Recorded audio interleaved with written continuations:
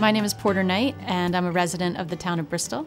I heard about the ARPA monies last winter and started following the select board meetings, and when the conversation turned to having a committee, I applied because I was interested in helping the town determine how the best way would be to spend that money. So the select board formed a committee, and they invited people to apply. We ended up with 9 people on the committee, and we started meeting monthly in February of 2022. The first thing we did as a committee was think about what seemed important to us philosophically, and we sort of brainstormed a bunch of ideas, and we saw some really common themes come out. So one of the first themes was that as a group, we really wanted to see the funds used to support as many residents as possible. Another theme was we all felt collectively that we wanted it to be something that would leverage additional funds to Bristol, that might, magnetize more monies coming to the community through grants or other sources.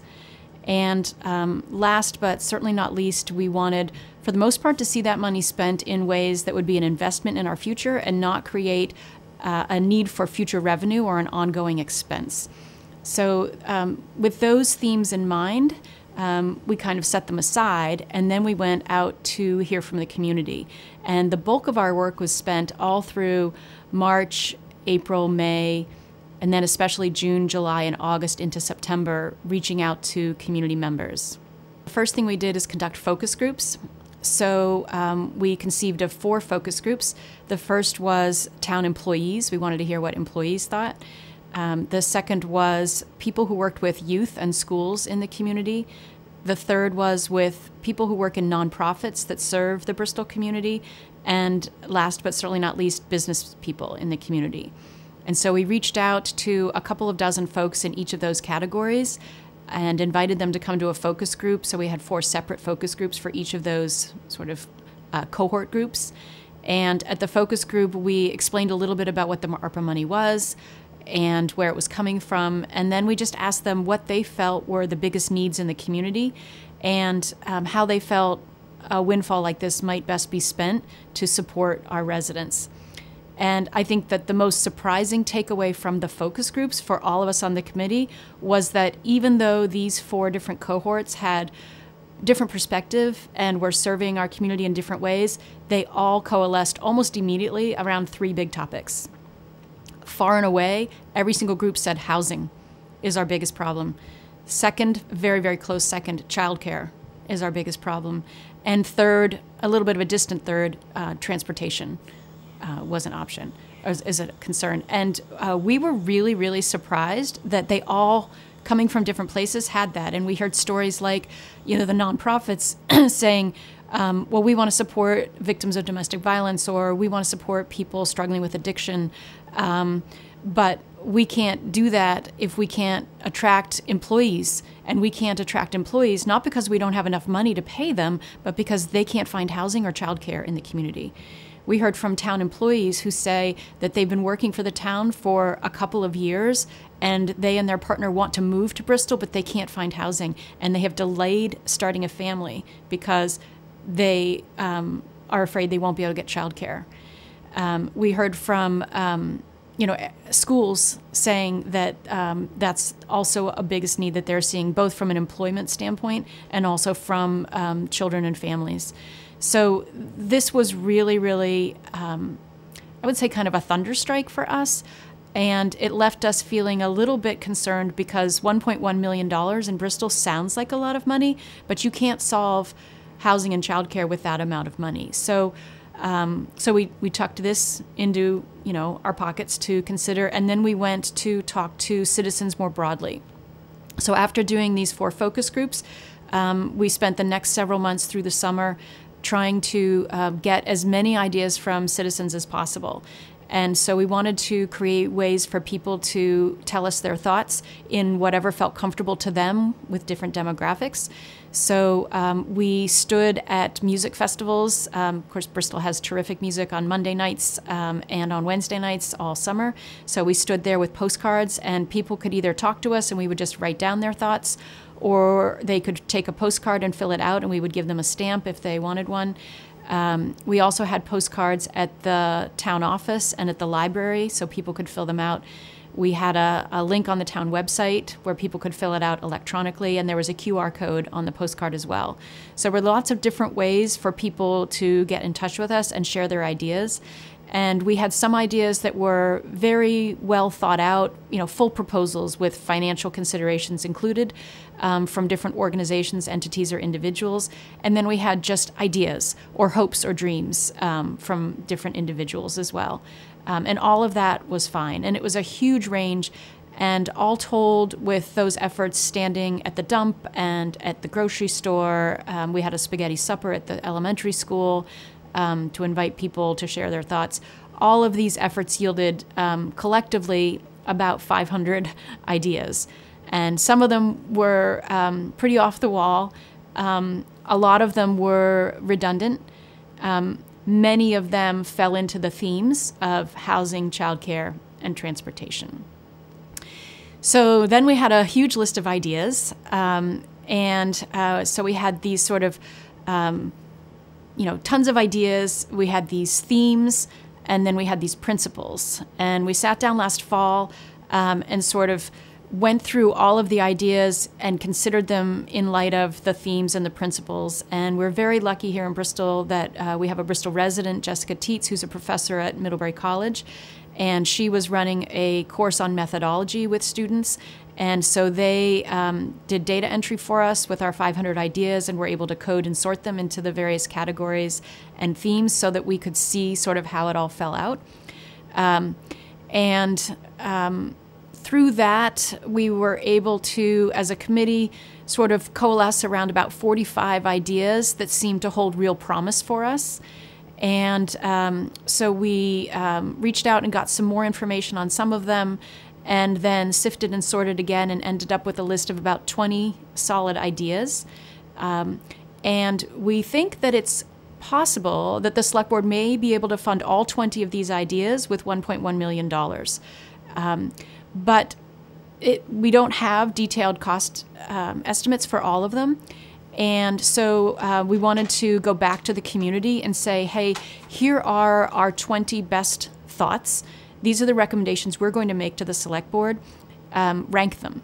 And so we created an opportunity, which is actually currently happening, for community members to log onto a site and take the 20 ideas and manipulate them so that they can represent their preference ordering of those 20 ideas.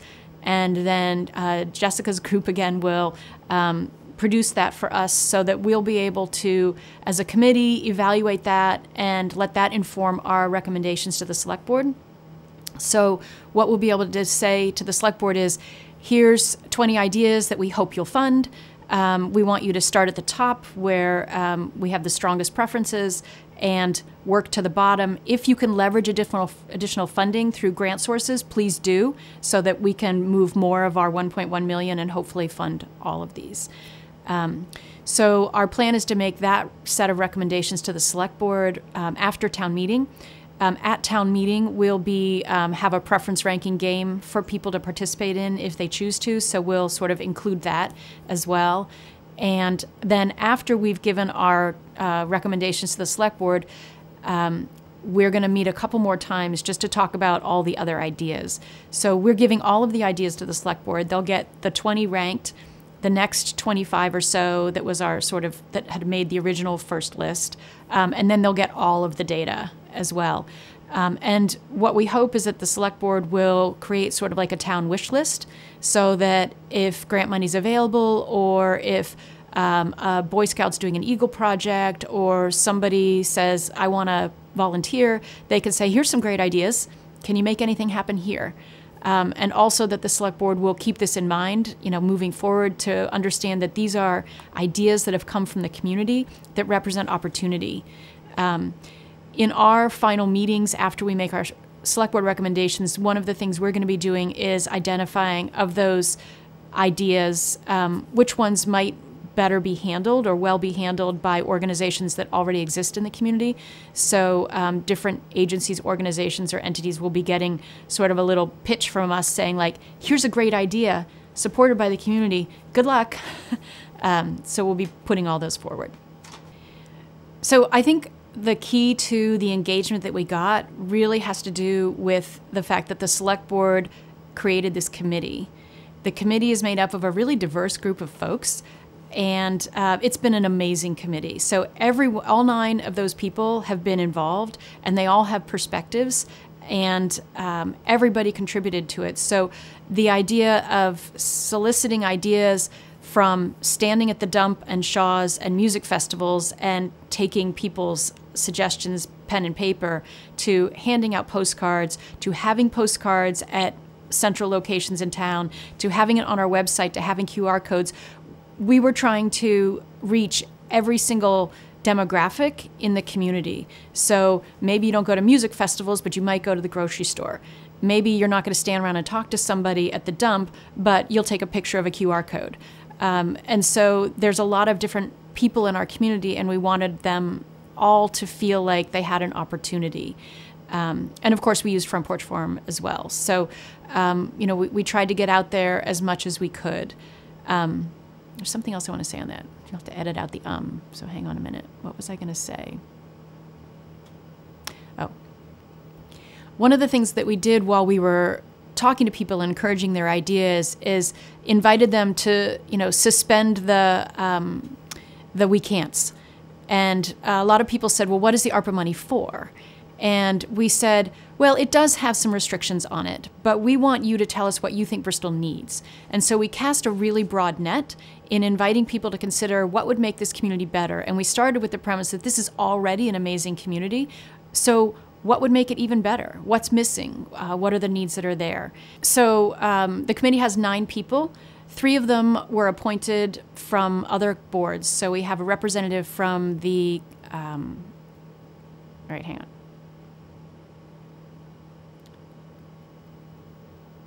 Okay. There's 9 people on the committee. 3 of them are appointed from other boards, 1 from the Conservation Commission, 1 from the Energy Committee, and 1 from the Planning Commission. The other 6 positions were filled by the Select Board following submission of letters. We did have a couple more people than there were positions on the board. So we got a great response to this, and I know it can be challenging in a small community to get people to volunteer. I think there were a couple things that made this appealing. It's a short-term commitment, so it's not an ongoing thing you have to be a part of. Also, who doesn't want to give away $1.1 million? So I think that also had a lot to do with why people were willing to talk to us. We weren't asking them to do anything. All we were saying is, what would be a fun way to spend $1.1 million? What would you do if you had this money to give away to make our town better? So we were asking people for their ideas and their input, and we were making it easy for them to do it. We stood at the dump on a Saturday morning. There were 2 of us with clipboards and postcards and stamps, and we approached every single car, and I don't even remember how many people came through. It was, I think, 212, and there were fewer than a dozen who didn't want to talk to us. We have narrowed it to this list of 20. That's the recommendations that will go to the Select Board. What we're doing is giving the community opportunity to rank preference them so that it will go to the Select Board with some information about where there might be the community's greatest wish. We don't really have any solid solutions for housing, although one of the items on the list is to provide support as needed to the Planning Commission as they look at how the regulations are revised to encourage greater housing density. And they're working right now with a consultant under a grant to do some of that work. And so we wanted to make sure that there would be additional money available for them to continue that work when this grant runs out. I don't think there are any other specific housing related topics. It's a tricky one. There are 2 items on the list that relate to childcare. Both would provide existing childcares with resources that would allow them to expand their slots. So one is for the Bristol Family Center. They could expand and have more availability, but they need to install a commercial sprinkler system in order to be able to do that, and that's an expense that is beyond what they're able to do right now. And the other is to provide support for Wren's Nest, which is wanting to create construction, and that would allow for them to grow and have more childcare spots as well. Both of those would probably also leverage additional funds to the community. So they're a double win for us in that they would expand childcare, which is vastly needed, and also bring more money to town. Yeah, amazing. As far as transportation goes, there's a couple things on there that relate to transportation. One is installing bus shelters. So we have people who wait sort of under the foyer of Shaw's, sort of under the church foyer, alcove, but there's really no place to wait protected for the bus. So installing bus shelters is certainly related to transportation. Also installing electric vehicle chargers. Bristol's one of the few towns of its size that doesn't have any public charging stations, and that would absolutely bring money to the community, both because there's grant money for that, and so having matching funds would bring additional money so we can get those, but also being a destination for recreation or for tourism, not having a charging station or two is a pet impediment. So EV chargers. Other transportation things, more bike racks to encourage more pedestrian and bicycle in the community, and that ties into the bus shelters as well. And a bus for the recreation department to use for their programming, which would mean that they'd be, if they have field trips with their programming, that they'd be consolidated in a single vehicle instead of multiple vehicles. So if you look at research about charitable giving, the reason why people give is because someone asks. That's the reason why most people give in a religious scenario, is because every single week somebody asks them for money. I believe that people are good and that they want to do good things. And when you give them an opportunity to be involved in saying what they think is good and doing something they think is good, I think people want to participate. So I think if you want engagement, you want to start from the place that we assume people are coming from somewhere good, give them an avenue so that they can act on that goodness, and show them an outcome so that they feel like there's been efficacy. And the ARPA process was a great tool for that because, as I said, it was short term, we had a specified amount of money, and we gave people lots of opportunity to tell us how they thought it could be well spent. The ARPA money is a one-off moment. We're not going to have money fall from the sky repeatedly. That's one of the reasons why we wanted to make sure that we provide the select board with all of the data, all of the ideas, a distilled version of the lists so that they can see some of the most value-added opportunities, and then encourage them to make that part of future plans. I will say that one of the items on the top list is to fund a grant writing position for the town. And that goes a little bit against our, we didn't want to create a position that would be an ongoing revenue or expense on the town's annual budget. But there are a lot of other ARPA monies out there right now, and if we can have somebody in the town office or provide additional funding to people in the town office to allocate time to beat the bushes for that money, that might be able to allow us to fund more items on the list than we otherwise would have with our 1.1 million. And if that's a successful, if that decision is made and if that person is successful, then they may be bringing more money to the community in the long run than their position is costing the town. The challenge is that the ARPA advisory committee model is that we had a group of volunteers who were actively invested in generating engagement and participating in outreach as volunteers for a short period of time for a specific outcome. I think that that is not easy for a select board to do because they have many more issues to consider, a whole lot more time put into the decision making and the work that they have to do, and far less opportunity to do that. And I think that to do it as a constant thing is not sustainable. So I think that there are elements of our work that could be emulated. So recognizing that different demographics engage in different ways.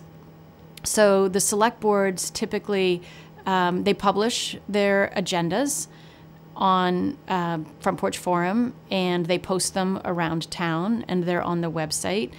The meetings are open to the public, and they're televised, and you can even drop in by Zoom now. So they're available and open, but they're not always sexy or super fun, and they're often long and detailed, and that's not conducive to the community. So I think that the opportunity is for communities, which includes select boards, but also staff and also other organizations and entities, to think about who's being impacted by any decisions that they're making and how they might create a more specific invitation to those communities or those individuals or demographics to participate. And so maybe there's other ways for participation. Maybe, you know, there can be a chat line or a suggestion box, or you know, maybe there's a vehicle for, you know, handwritten. I don't know what they are. I will segue here and talk about another project I'm involved in, which you may or may not want to feature here. But so I've been helping the town administer a grant for diversity, equity, and inclusion.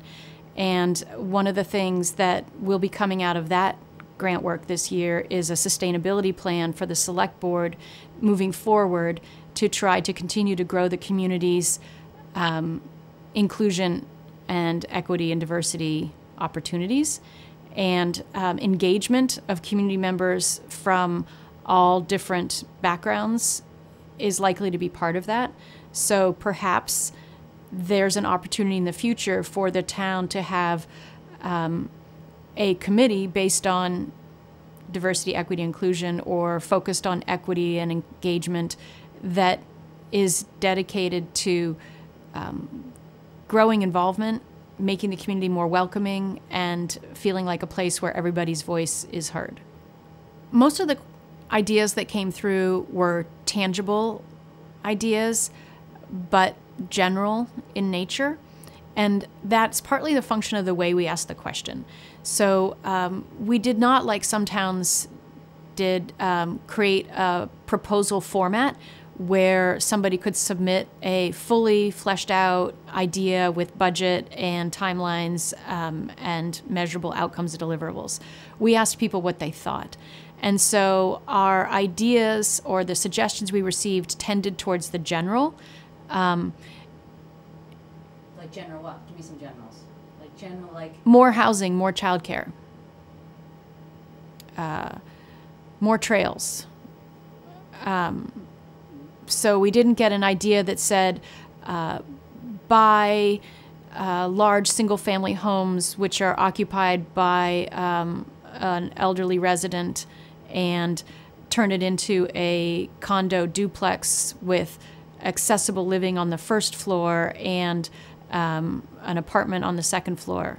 What excited me about the ARPA money was the opportunity to talk to the community and find out what excites them. So I really wanted to be on that committee because I wanted to steer the ship in a way that ensured we heard from as many people as possible and came up with ideas that would be reflective of communities' interests, desires, and needs.